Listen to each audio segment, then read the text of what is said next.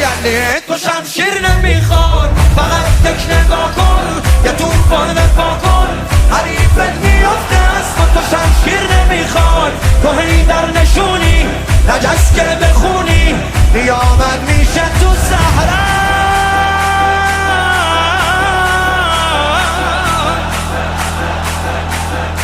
بگم علی مدد لقمان زانو زد به هدف در خونه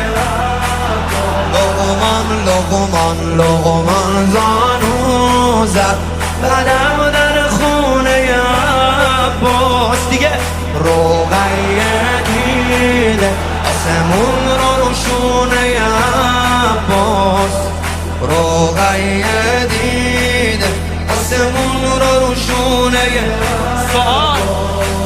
این زلزله